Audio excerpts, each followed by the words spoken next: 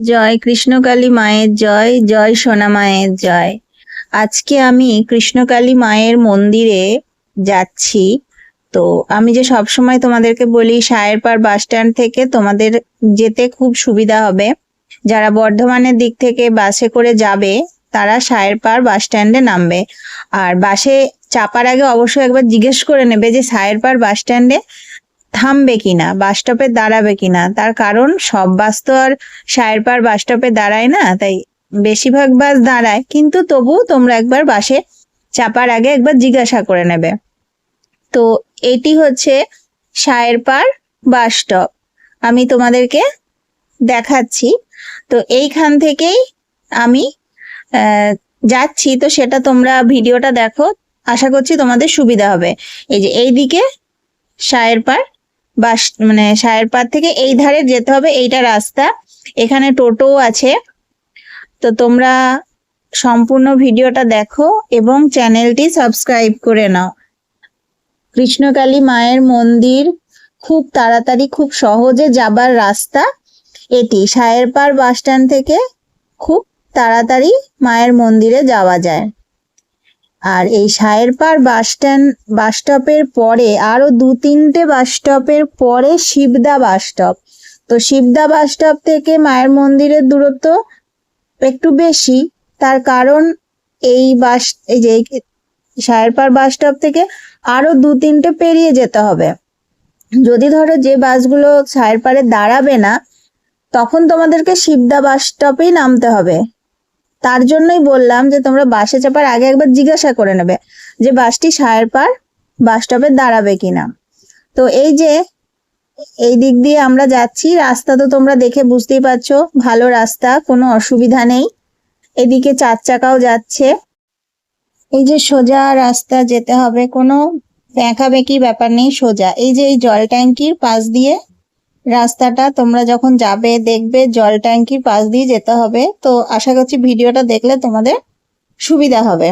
তো এই দেখো রাস্তা কিন্তু ভালো রাস্তা। ওই দেখো আগে আগে একটা টোটো যাচ্ছে, এই রাস্তা দিয়ে কিন্তু টোটো যায়। টোটো তোমরা পেয়ে যাবে বাস স্টপে নেমে। আর যারা 4 চাকা নিয়ে আসবে, তো রাস্তা তো তোমরা দেখতে পাচ্ছ, ভালো রাস্তা, 4 চাকার যাওয়ারও কোনো অসুবিধা নেই। আর একদম সোজা যেতে হবে, সোজা গেলেই কৃষ্ণকালী মায়ের মন্দির তোমরা পাবে। কৃষ্ণকালী মায়ের মন্দিরে এখন পুজো কেনার দোকান, অস্থায়ী দোকান 1-2টো বসছে মন্দিরের সামনে। তোমরা ভিডিওটা দেখো, দেখলে বুঝতে পারবে। পুজো কেনার দোকান, তারপরে মায়ের ছবি বিক্রি হচ্ছে সেখানে, কিন্তু বেশি দোকান হয়নি, ওই 2-1টা দোকান হয়েছে। আর পুজোর ডালা ন্যায্য মূল্যেই পাওয়া যাবে, পুজোর ডালা। আর একটা কথা বলি যেটা খুবই গুরুত্বপূর্ণ, যে পুজোর ডালাতে কিন্তু আলতা কেউ নিয়ে আসবে না। আলতা আনতে একদম বিশেষভাবে বারণ করা আছে মন্দিরে, যে আলতা কেউ নিয়ে আসবে না। কৃষ্ণকালী মায়ের মন্দিরে তোমরা যারা বাড়ি থেকেই ধরো পুজো নিয়ে আসবে, ফুল মিষ্টি যা মানে যেটা দিয়ে পুজো দেয়, যা যা লাগে পুজো দিতে, তো সেসব নিয়ে আসবে, কিন্তু আলতা কেউ নিয়ে আসবে না। আর পুজোর ডালাতেও এখানে কিন্তু আলতা দেওয়া হয় না। আর আরো একটা খুব গুরুত্বপূর্ণ কথা হচ্ছে যে মায়ের মন্দিরে কোনো রুগীকে নিয়ে আসবে না গাড়ি করে অথবা অ্যাম্বুলেন্সে করে, কোনো মুমূর্ষ রুগীকে নিয়ে আসবে না। সেটাও কিন্তু বিশেষ করে বারণ করে দিয়েছে যে কোনো রুগীকে নিয়ে আসবে না। রুগীর বাড়ির লোক এসে মায়ের কাছে তার নামে পুজো দেবে, কিন্তু কোনো রুগীকে মায়ের মন্দিরে নিয়ে আসবে না।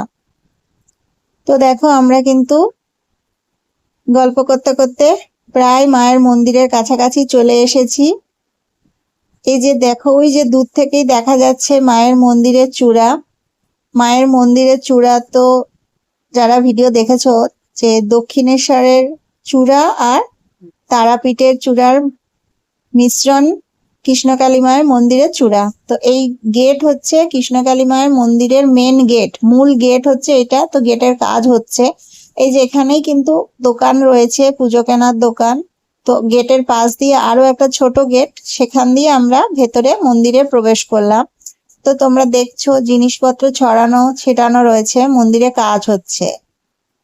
আর এই যে বৃষ্টি হয়েছে বলে এখানে জল কাদাও হয়েছে, কিন্তু তো সেটাও হয়েছে, তাছাড়া কাজও হয়েছে। আর যারা টোটো করে ধরো আসবে, টোটোও কিন্তু ওই ভেতরেই দেখো দাঁড়াচ্ছে, টোটো 4 চাকা 2 চাকা কিন্তু ওই ভেতরে মানে গেটের ভেতর দিয়ে ঢুকে যে এই যে মাঠ, এখানে দাঁড়াবে, পার্কিং এর ব্যবস্থা। আর ওই যে দূরে ল্যাট্রিন বাথরুম জল সবকিছুর ব্যবস্থা আছে। তাছাড়া ওই যে দূরে দূরে এই যে দূরে তোমরা দেখছো, এটা কিন্তু ওই মন্দিরের বাউন্ডারির ভেতরেই, কিন্তু দূরে। আর এই যে শেডটা দেখছো, এইটা এখানে হচ্ছে পার্কিং এর ব্যবস্থা, এখানে তোমরা গাড়ি রাখতে পারবে। তাছাড়াও এখানে চাইলে তোমরা দাঁড়াতে বসতেও পারবে, তার কারণ এই যে মাথায় সেট দেওয়া আছে, কোনো অসুবিধা হবে না। আর এইখানেই কিন্তু সাই বাবার মন্দির আছে, তো তোমরা যারা আসোনি অবশ্যই আসবে, এখানে সাই বাবার মন্দির আছে। আর কৃষ্ণকালী মায়ের মন্দির এর পরে আরো একটা গেট, সেই গেট দিয়ে এই যে এখানে মন্দির খোলা বন্ধের সময় কিন্তু দেওয়া আছে। সকাল 9টায় মন্দির খোলা আর বিকেল 4:30টায় মন্দির বন্ধ। তো তোমরা কিন্তু এইটা মাথায় রাখবে। এই যে দ্বিতীয় গেট, এই গেটের ভেতর দিয়ে আমরা কৃষ্ণকালী মায়ের মন্দিরে ঢুকবো। প্রথমে বড় গেট তোমরা দেখলে, তারপর ওই গোটা মাঠ পেরিয়ে দ্বিতীয় গেট, সেই দ্বিতীয় গেটের ভেতর দিয়ে আমরা মায়ের মন্দিরে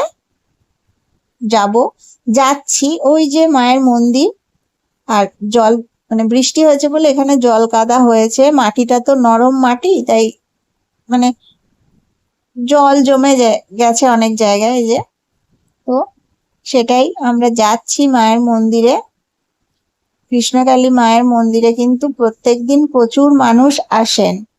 আর এই ভিডিওটিতে সায়ের পাড় থেকে তোমরা কিভাবে আসবে সেটাই কিন্তু এখানে বলা আছে।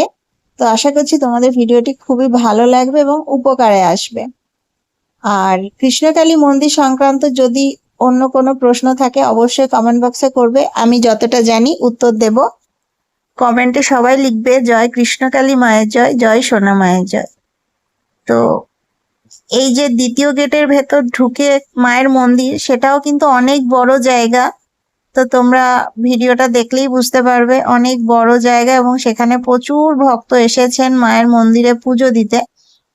তো প্রত্যেক দিনই মায়ের মন্দিরে প্রচুর মানুষ আসেন, সবাই দর্শন করো মায়ের মন্দির। মায়ের মন্দিরের কাজ এখনো হচ্ছে, সম্পূর্ণ হয়নি, এখনো কাজ চলছে, আস্তে আস্তে কমপ্লিট হবে।